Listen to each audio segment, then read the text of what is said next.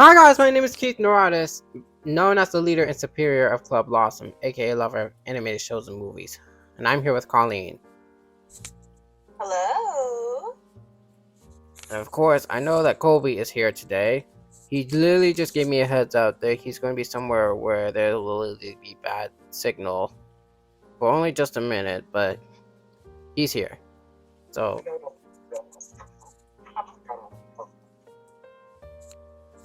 Yeah, I think I can hear you a little better now. so first thing first, how are we doing this lovely Saturday afternoon? I'm doing great. Art fight season started, so I've been having some fun attacking people and throwing fan art of their OCs. I'm actually doing some warm-ups right now of various little cookies in preparation for a cookie run themed attack, so that's fun. Wow. You know, I really just realized sketch pictures have rarely been touched throughout the entirety of a year. I literally stumbled upon the server, and it's been a year. Yeah. Like, we really done that. We need to find more people to pitch their shows. Yeah, like, clearly, like, it's been like, what, almost a year or two the last time we've done that. Yeah, that was such a fun show. I know. The next 2 weeks, I'll just be on vacation. I'm gonna be in Orlando on next week, and then the week after we'll be on a cruise ship. So that'll be that. That's fun. So yeah, hopefully on those 2 vacations, I might find that amount of time needed to edit, and then at least find someone for at least a potential sketch pictures pitch. You know what I mean? But in the meantime, we are literally in the Amazing Digital Circus episode, which is episode 5, which is Untitled, which is crazy. Like, I wanted to discuss about it like a week earlier. I wanted to discuss about it immediately because so much has happened. Yeah, I fully did not know what to expect with all the promotional material they were like tugging out constantly.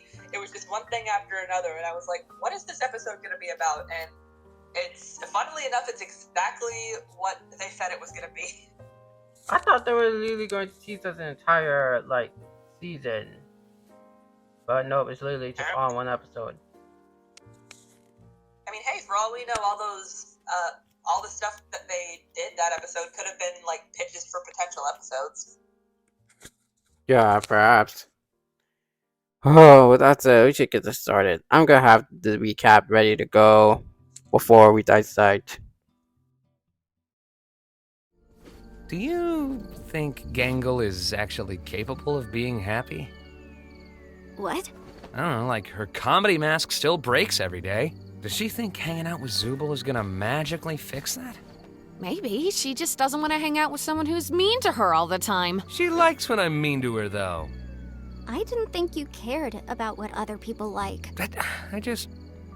No, yeah, you're right. I don't.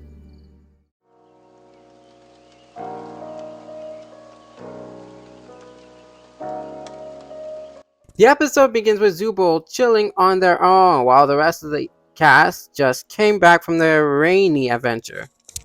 Ken calls an immediate meeting presenting wild concepts for upcoming adventures, but Zubul chimes in and claims that the cast likes doing adventures from the suggestion box, prompting Ken to do a lightning round with each suggestion. The first 2 is Jack's adventure, that is Poacher's Paradise, which everyone successfully votes to skip. Then came with Pomni being present, but was short-lived as a bomb went off on Gangle's chest.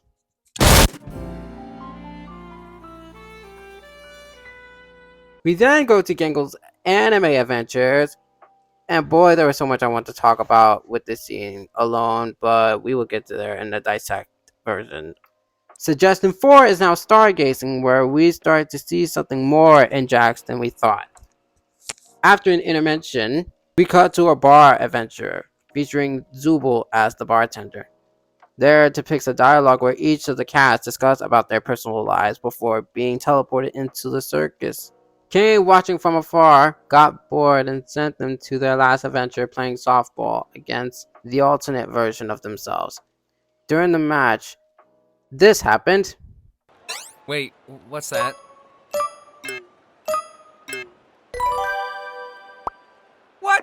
And tensions begin to rise between Jax and Ragatha while Pomni is in the middle of their squabble.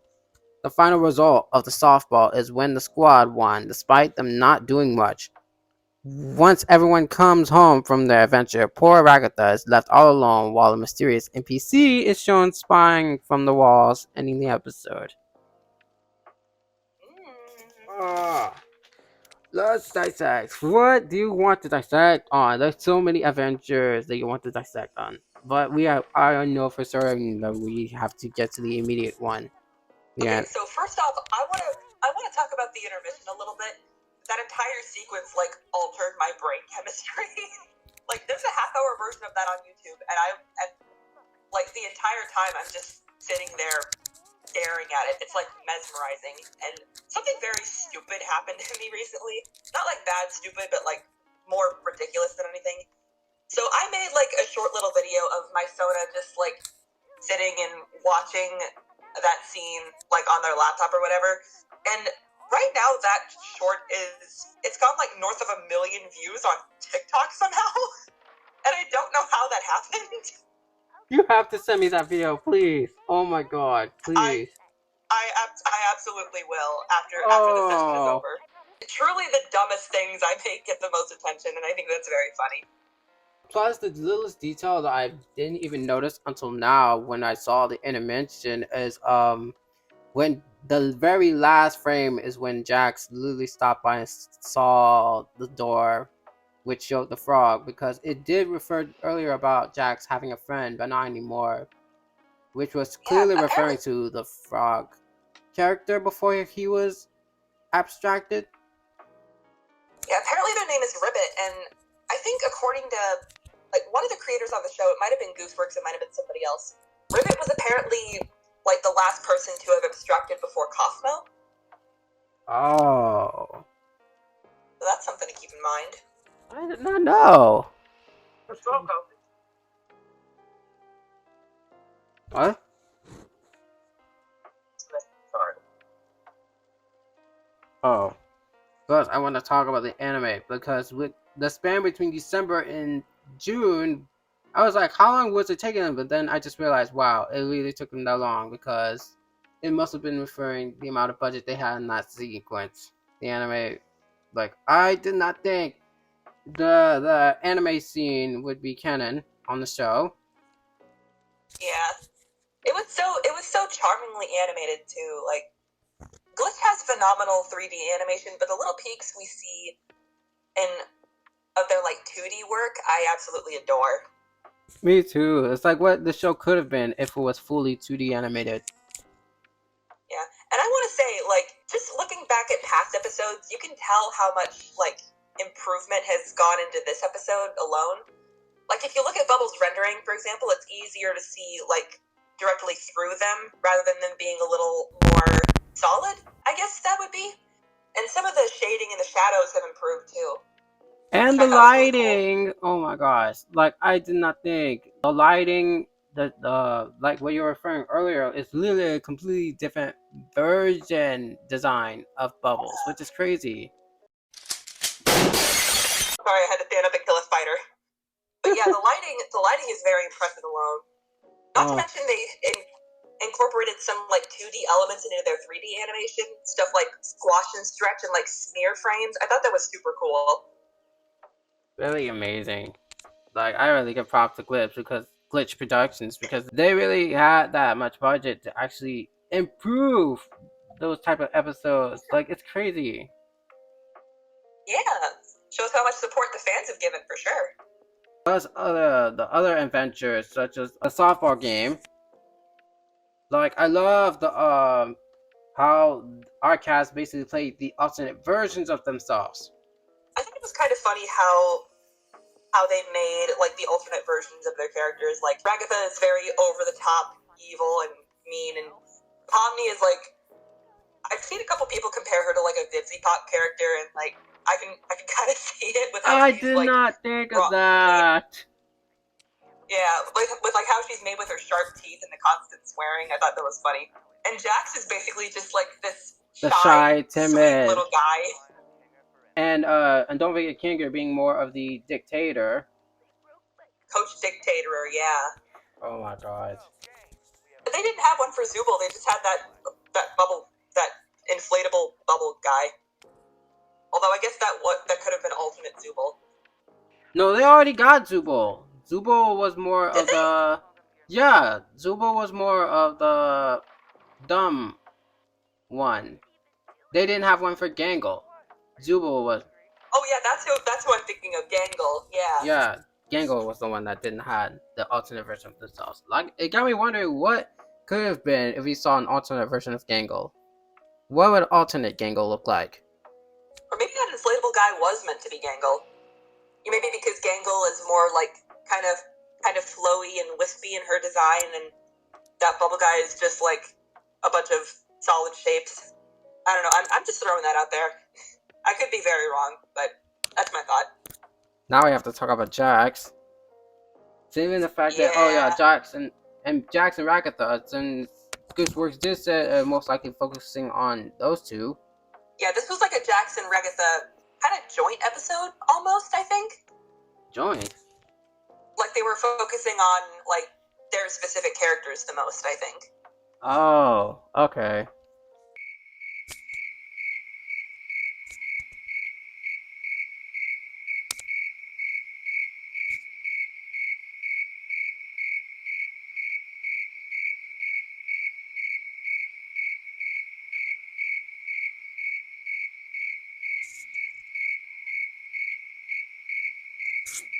Hearing about Ragatha and, like, what her life was like before the circus, with that context, it kind of makes sense why she tries to be so nice and positive and upbeat. Because obviously growing up with her, like, implied abusive mom, she would probably want to try her best to keep the peace and keep people happy. But, like, it was kind of good to see her, like, chewing Jax out, which was very much deserved, and sort of asserting herself more. I find it sad that despite her trying so hard to be the nice person, to see Pomni getting along with Jax more further on into the episode, oh my gosh. Yeah.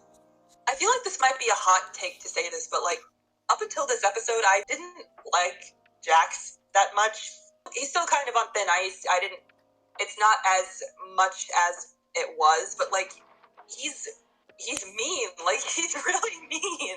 And I don't really like that.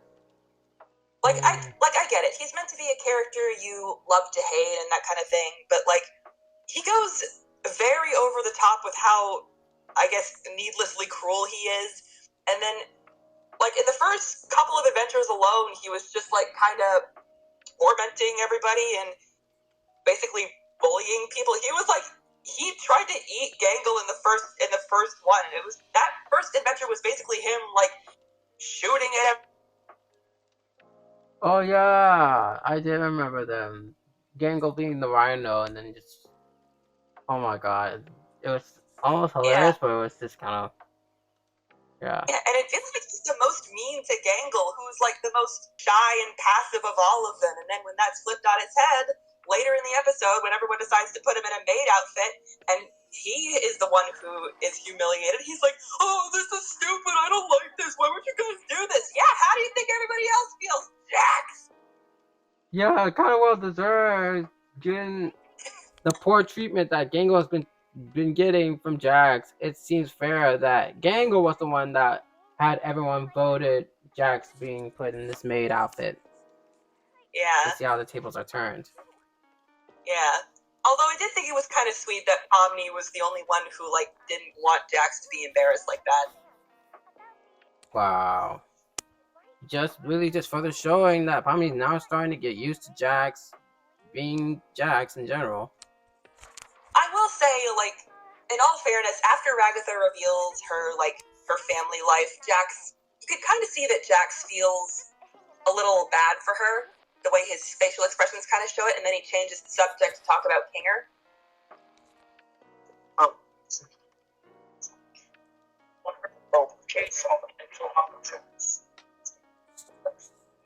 Yeah, Colby, are they there? Yeah, wait, Colby, are you? Oh god. Yeah, can you hear me, dude? Sorry, someone else is talking to someone. Oh, you're all good. Yeah, I can hear you now. So, like, hang on. So, what I'm saying was, every time they vote for something to Kathleen attacks, they always like, Pomni's always the only one voting against it. She was kind of seeing through his exterior, I guess. Maybe that's why she's kind of warming up to him. Because I'm starting to know a pattern through since episode 2. Each character is now starting to warm up, being more open to Pomni. Like, for instance, episode 2 was Gummigoo. Episode 3 was most likely Kinger. 4 was almost to Gangle, and now in this episode, most likely Jax being open.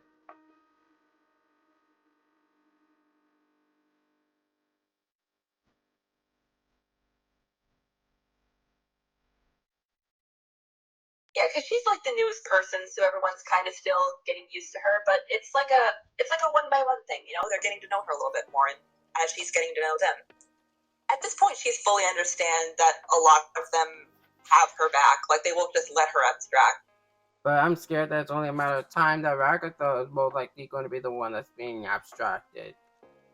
Oh God, yeah. Did you guys notice that like when Ragatha was apologizing to Jackson, turning away, there was like a little glitch in her hair?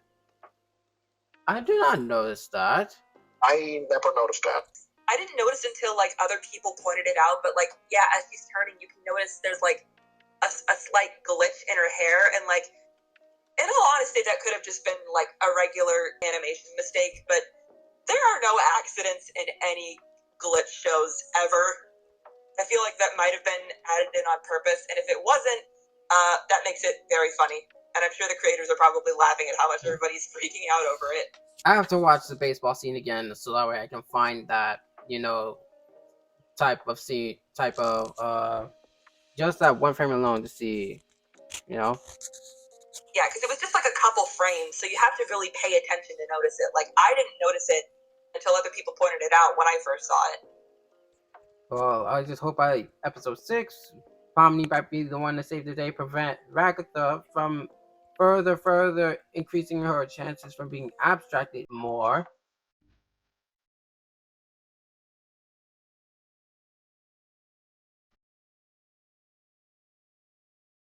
Kane is more defending in the madness. Yeah? Yeah, I just Something's don't realize when it certainly comes going to down just with Kane. Kane is just wants like more of the he's more of one of these persons of one adventures to be more like dramatic, more suspenseful, more crazy, Like, more chaotic, yeah. Oh, with that said, what are your favorite moments from the episode? I kind of like the more low-key moments, like the stargazing moments in the bartender scene, where we got to learn a little more about the characters. Obviously, I like the intermission, but I think at the end of the day, those moments were my favorite because, like, we got to learn a little more about what the characters are like in a more relaxed setting when they're not like being chased or running for their lives or something. Cool. Also, I want to point out the fact that like Zubul was both a bartender and a tattoo artist. That kind of makes sense for them given the energy they put out. I don't really know how to explain it, but it kind of suits them. And for her being a tattoo artist, that explains why Zubul was supportive of Gangle's how do you pronounce it? Magna, right? Manga. I don't know how to pronounce it. Manga, one of those. Yeah, that explains why Zubul supported Gango with the manga, because it still counts as art, as being an artist. So, because Zubul was a tattoo artist, so for sure. And another thing, like Zubul going to community college and pursuing graphic design, but only ending up dropping out. That's actually kind of a common thing for a lot of artists, I noticed. Like, you don't have to get a traditional education to be an artist. You can just, like, pursue it on your own time. And it is kind of sad that, yeah, sometimes life happens and you can't really pursue your dreams as much in order to make a living. And it's kind of sad. It made me kind of sad for Zubul. Or Gangle. Gangle. Why do I keep mixing them up? Don't worry. Oh. It's because I like both of them, probably. That might be it. Me, my favorite moment is clearly the disappearing NPC. Oh, the disappearing NPC. Disappearing man. I love him so much. And literally on the first watch at the ending, when I saw that NPC that was spying on us, I thought it was just going to most likely end with him just disappearing again. Like it's going to be a running gag. But I'm not completely sure that was the same person. I really thought that was like this going to be the moment I saw him was like, yep, he's going to disappear, and that's how the episode ends. Really has provided the speed of a potato. Maybe I'm remembering it wrong, but I think those two mannequins were like different colors. But yeah, the disappearing guy was very funny. I saw like one or two funny memes of him singing the national anthem over like different characters. Specifically, one of them was like a VeggieTales meme, and it was like this celery guy about to sing the national anthem and him just disappearing. Gooseworks probably got inspiration from that and just gave it to an NPC. Yeah. Oh, speaking of the NPC that was spying on them, I rewatched the whole series and I didn't even notice that with all the characters being abstracted, having the X's on their doors, one of them was the NPC like that we saw, in which they were crossed out. No, the NPC that we saw, their door wasn't crossed out. Yeah. So technically. So Colby, what was your favorite moment in the Kane's moments like, I'll do the pieces. I would accept you. Also, there was there's that part there where it was all treated like a sitcom. Oh yeah, that was funny. I also really like Bubbles' moments and how like unhinged they appear to be now. Like how much more unhinged. Also, the intermission, which has a lot of edits online. Yes.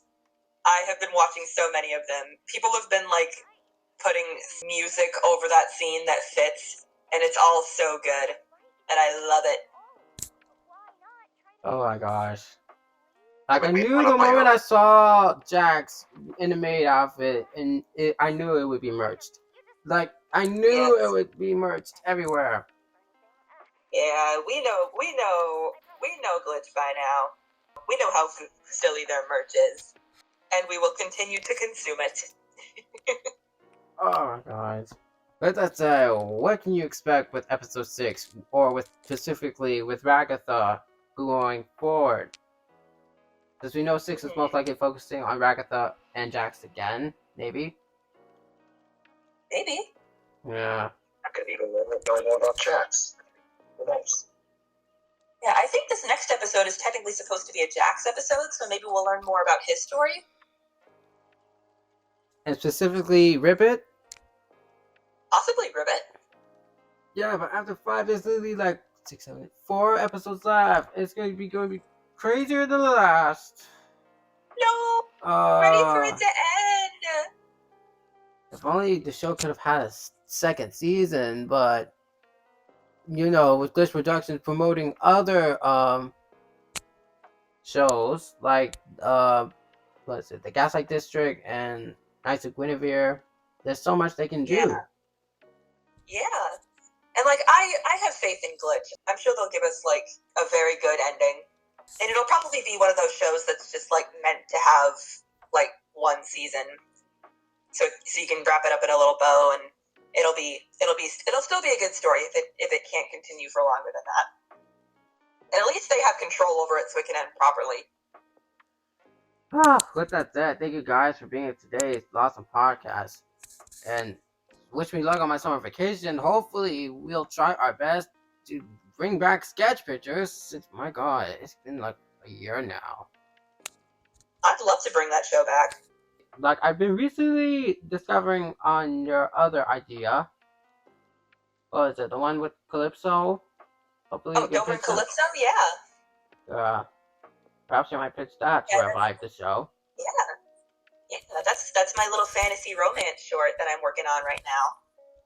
With that said, make sure to drop a like and subscribe. Click on the notification bell so that way you won't miss out on any more of the animation content with me and my friends. Which is YouTube. And if you don't subscribe, With that said, I bid you peace. Catch you guys on the flip side. and if Bye-bye. you don't subscribe, disappearing guy will.